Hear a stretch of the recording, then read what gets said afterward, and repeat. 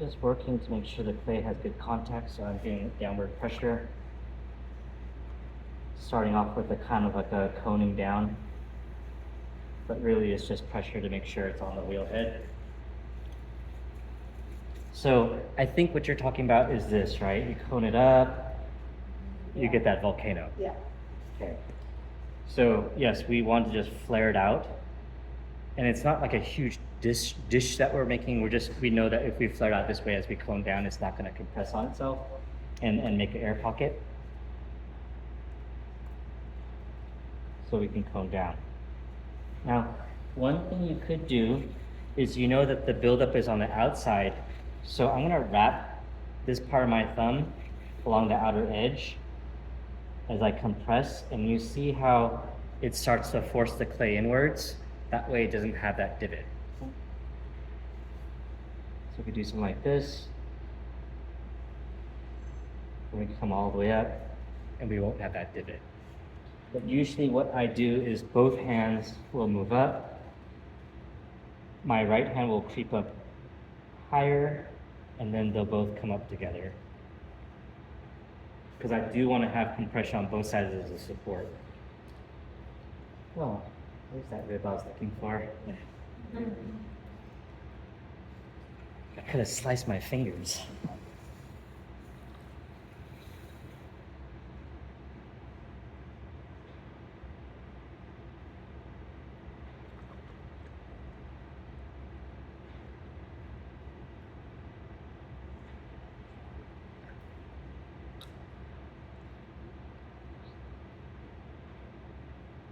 So one thing to remember is as your base gets wider, that your hand goes from something like this to wider, and you're rolling around the edges so you don't have a flat dish.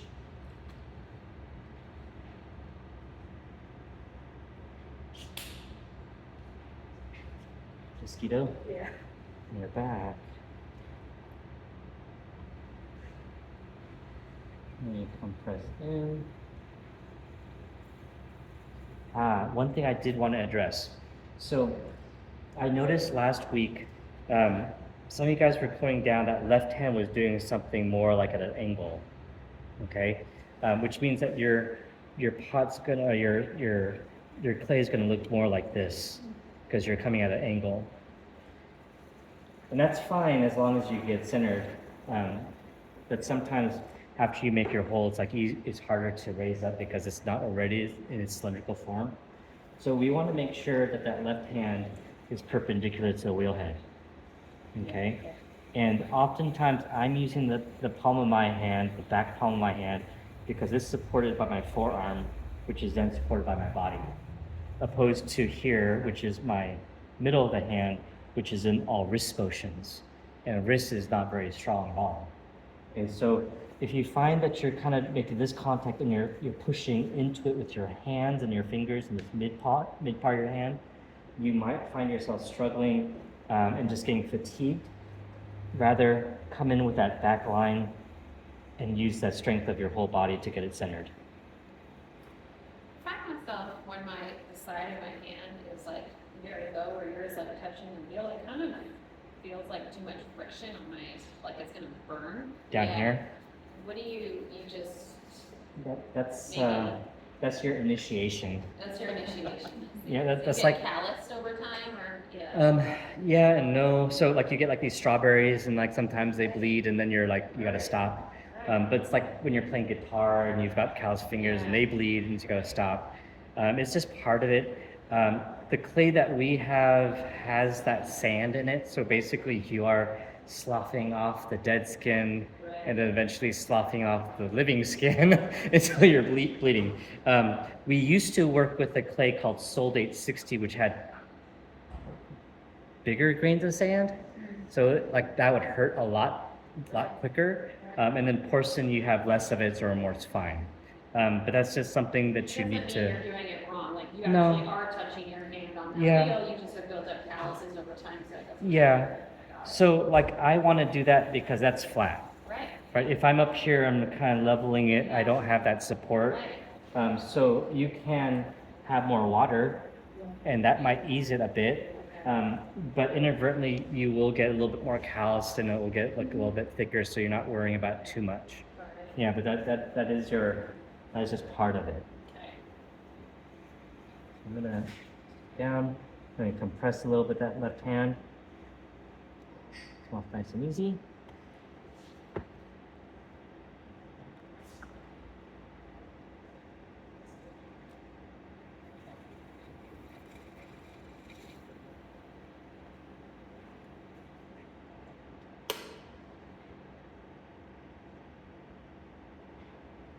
Got that pinky width. Now, the bowl does not start off as a cylinder in the sense that the bottom is not squared out. We want it to be curved, right? That's the bowl.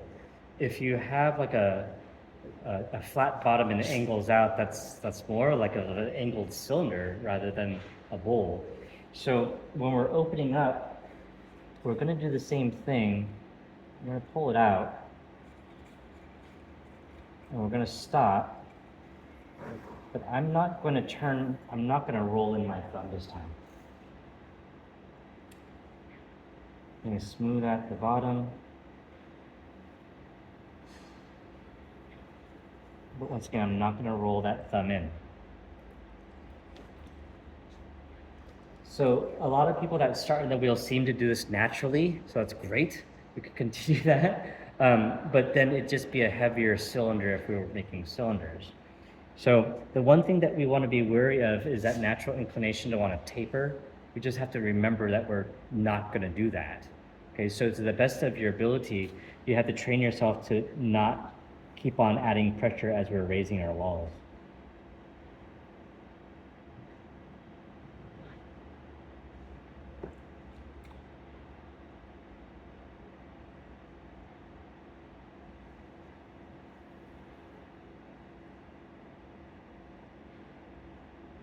We can throw somewhat at an angle out because ultimately the last form is going to be something that angles out. But I feel like when you've learned cylinders really well, changing that direction and going uniformly in that direction is pretty hard. So try to go straight as possible, and then we can work on that final kind of that kind of curved bowl form.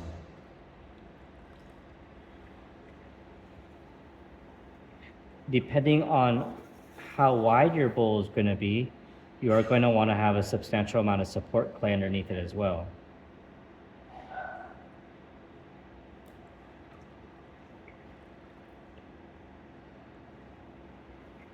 So you can see I'm not scooping up and compressing as much down there.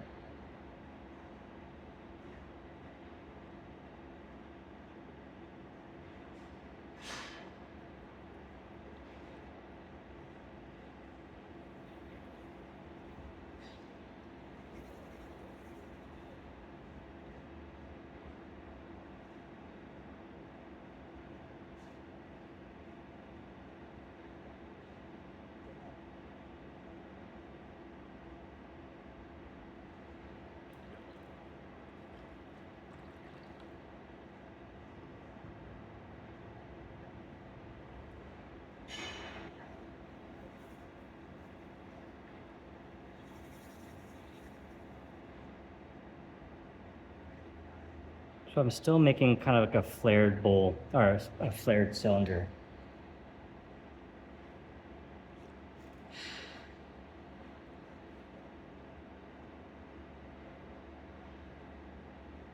Remember, if your hands get dry, you want to stop, come off, and then start where you ended, so you don't have thin spots. So you saw that my hand was kind of catching, that friction kind of pulled it off a bit. Don't freak out, just follow through or come off nice and easily, get wet, and go back on. You can always go back and fix that bottom layer.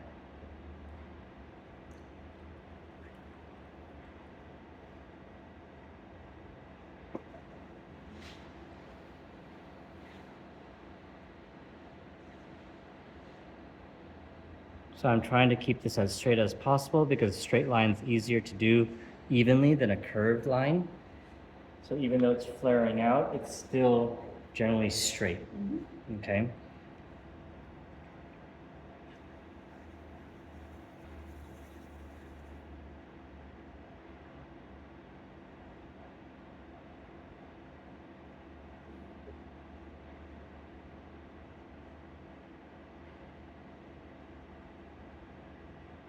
All right, so let's start bringing it out. So as you can see, that this is kind of just like a wide opened cylinder, but it's not a bowl by any means at this point. So we can go in. I'm gonna go in with this tool. It's a little bit larger opposed to this tool. I mean, it's just an iota bigger, but I think that because this is a good shape for this, I'll use a larger tool. I certainly wouldn't be going in with this at this point. Okay, but as it gets bigger, I might switch over to this tool because now I got a bigger bowl to work with. I think that yellow one, wherever that is, well, it's somewhere. That would be for if we're making like even a bigger bowl, all right? Metal one? That yellow one, The yellow one. which is somewhere. This one? Oh, there it is. Yes. So this is even bigger, right? So you can see how that bowl shape would be different. Okay. So I like to have like a smaller, a medium, and a larger one depending on what I'm doing, so I can switch out between those ribs as the pot gets bigger. Right. So we're going to use this. We're going to basically use this curve to flare out the bowl, and there's going to be a lot more pressure. In fact, for a bowl, we're only making it wider. We're not coming back in. So we're just constantly pushing out with that left hand, and that right hand's going to support that pressure.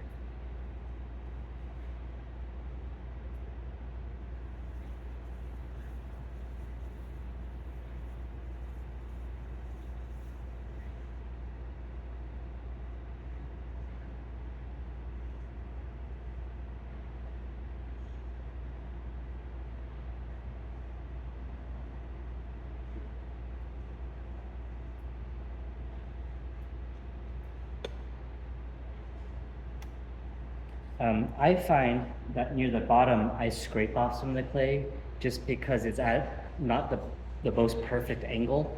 But as we develop that curve in that bowl, we're using our ribs or our fingers to kind of clean up that line. And some of that clay is going to move away, but oftentimes when you use the rib, it does slough off onto your rib. And that's fine if it does.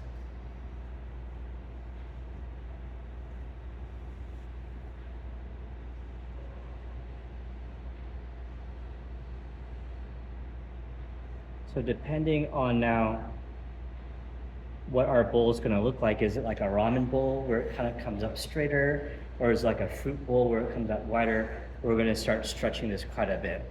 Now, depending on what we want to do, we should have planned this out a bit, because as you imagine, as this gets stretched out, it has a propensity to tear, because it's the reverse of that gene. Now we're going to put it on. It's too small for our body. We're going to rip it at the seams, right? So this is going to get pulled and pulled. That plasticity can only do so much. And mind you, the more you work with clay, so if you have that sloughed clay or that flopped clay and you use it again and use it again and use it again, it's going to have less plasticity. Okay, so depending on what our bowl is supposed to look like, we would have flared it out accordingly. Okay, so if it was supposed to be a really, really wide bowl, I would have had kind of an angular cylinder.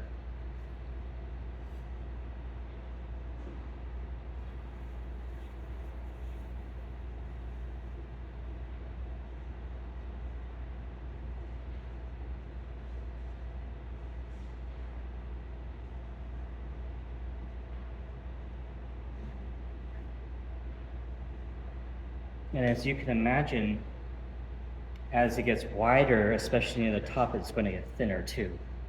Okay, because that same amount of clay is now taking a larger area to go around. So as it's stretching, it's getting a little bit thinner and thinner and thinner. So where are we going with this one? I look to you. Should we go wide as possible until it rips? All right, let's do it.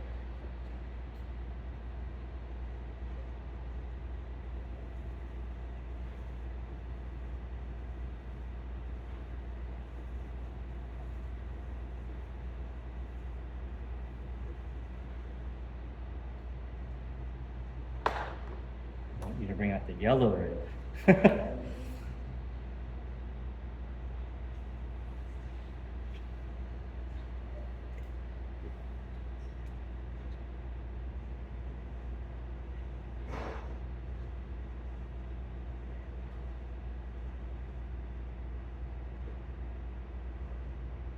And your fingers on the right-hand side are always a little below where the rib is on the inner side. A little bit, because the left hand is kind of guiding the way out.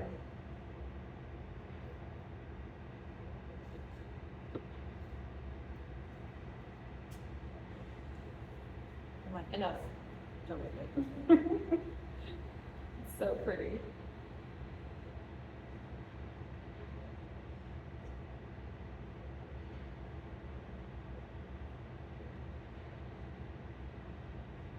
Now, mind you, you will have to trim this.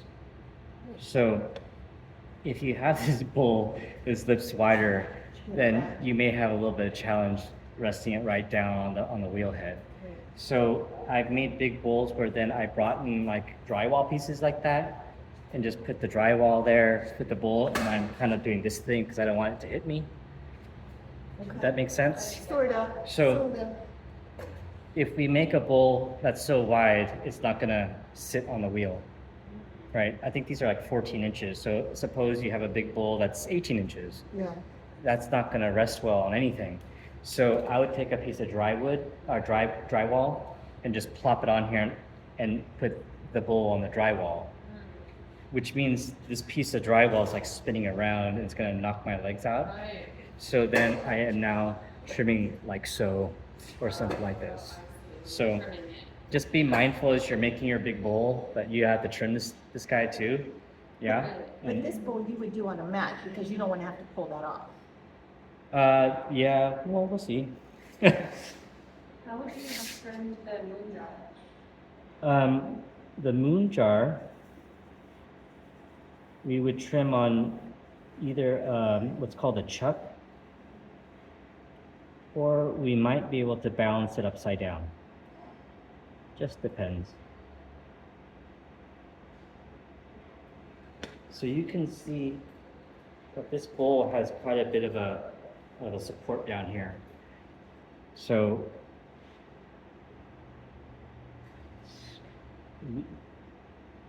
there's just some comfort knowing that we can go a little bit wider. If you enjoy the aesthetic of like what's happening at the top of it, could you leave it without trimming it Sure. at the top? Yeah. The challenge always becomes, how do I trim it? Does it make it uneven? And what do I need to do to compensate for that? So like if it's wavy, right? I made a bunch, for our wedding, I made a bunch of these like little cylinders, and the cylinders were very uneven. And it was like the pain in the ass trimming job because each one had to be done specifically different with like little ball of clay and level, and there's like 200 of them. So it was like really annoying. I would have loved to have just like made them all uniform. That would have been super easy, but as it were.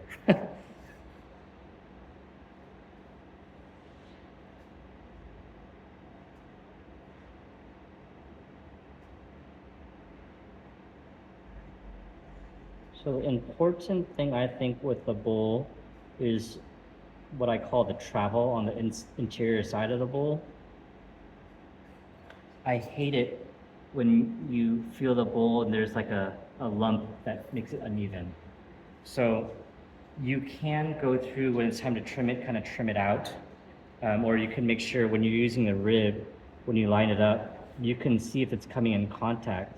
As you roll up, you can see where maybe it doesn't come in contact. So do I lift the clay into it and contour it into the rib?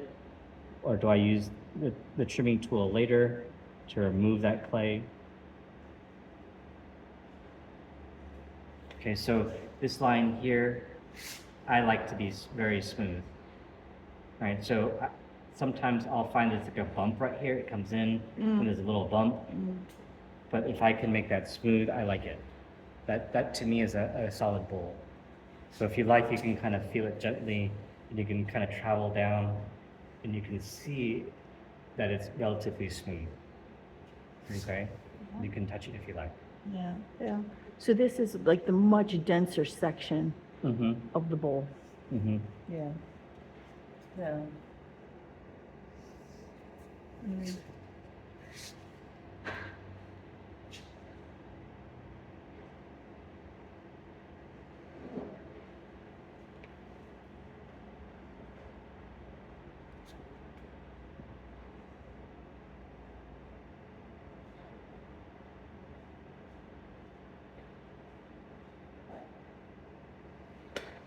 So we can cut off the top.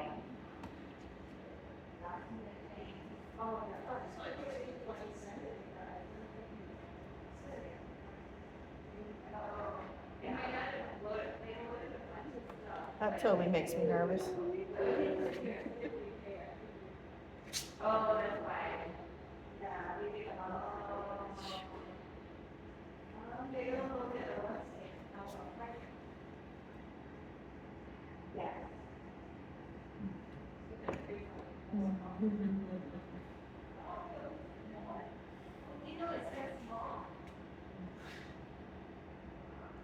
So many places where they could all be for snacks and chili.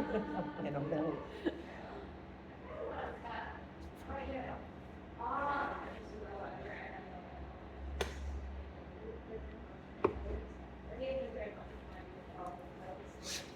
We could take our sponge and soften that up a bit.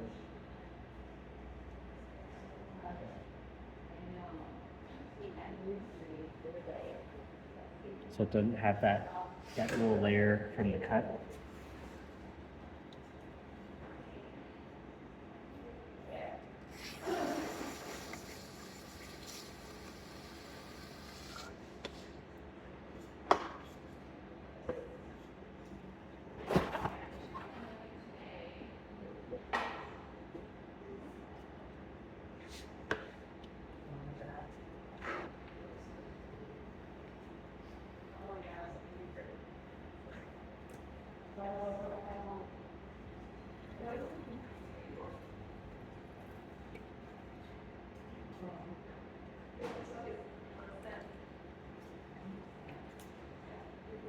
It's like water, it's like super Slip. thick.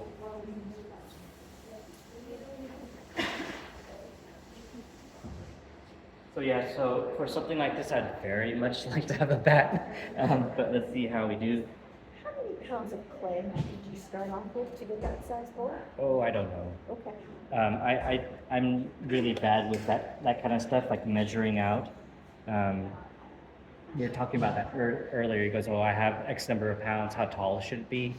And so I was saying, right now, I like it to be.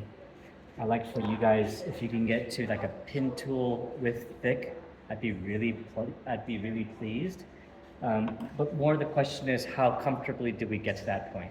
So like we're throwing the cylinder, it's nice and thin. Was it easy? Were you struggling?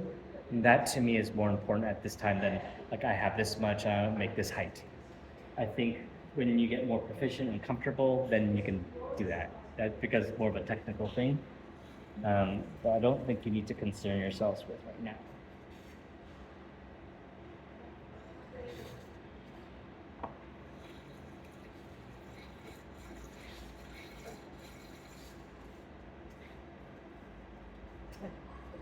Doesn't want to come on.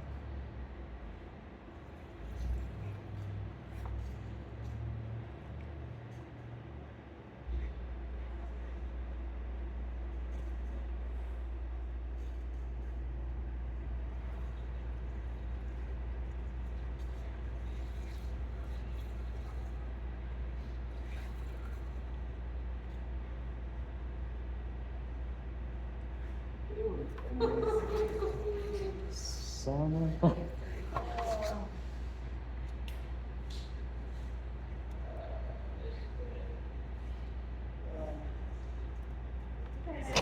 Here she comes.